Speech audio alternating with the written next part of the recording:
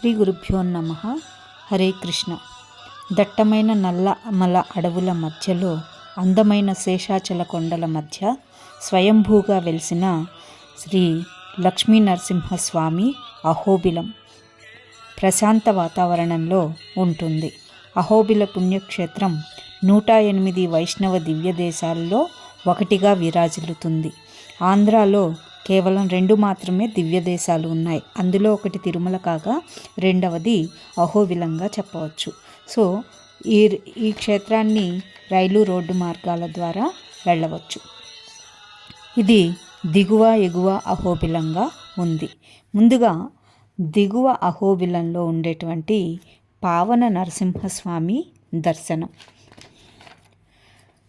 దిగువ అహోబిల నరసింహస్వామి దర్శనం తరువాత అక్కడి నుంచి 24 కిలోమీటర్ల దూరంలో ఉండే దట్టమైన నల్లమల అడవుల మధ్య గుండా ఎంతో కష్టమైన ఎగుడు దిగుడు కొండల నడుమ ప్రయాణించి పావన నరసింహుని దర్శనంతో పునీతమై పరశురామ తీర్థం జలస్పర్శతో పాపాన్ని తగ్గించుకుని భార్గవరాముని తీవ్ర తపస్సుతో వెలిసిన భార్గవ నారసింహుని దర్శనంతో మనసు పవిత్రమై ప్రహ్లాదునికి యోగాసనాలు నేర్పిన యోగానంద నరసింహస్వామి దర్శనంతో కలిగిన యోగంతో గొడుగు లాంటి మర్రి చెట్టు నీడలో గర్భాలయంలో ఉండేటువంటి చత్రవట నారసింహుని దర్శించి హరినామ సంకీర్తనతో పులకించి ఆడి పాడి కదంబ వృక్ష నీడలో సేదతీరిన కారంజి నారసింహుని కనులారా చూసి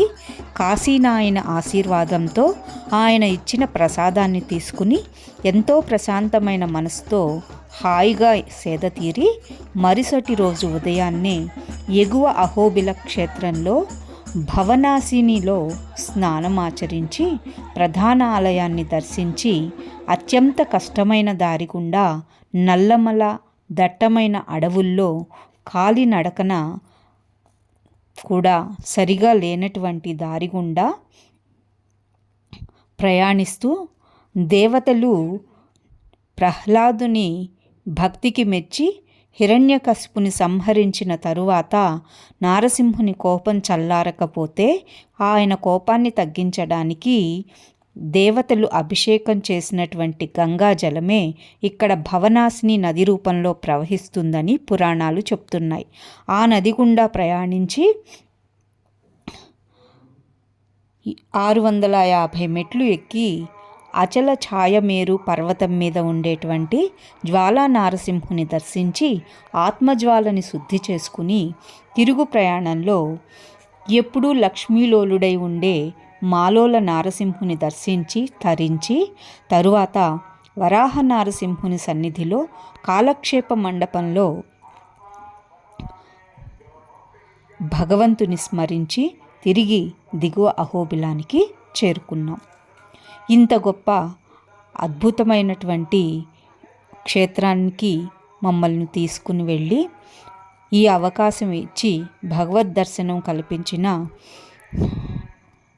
గురుతుల్యులు శ్రీ గౌరచంద్ర ప్రభు గారికి మా ధన్యవాదాలు.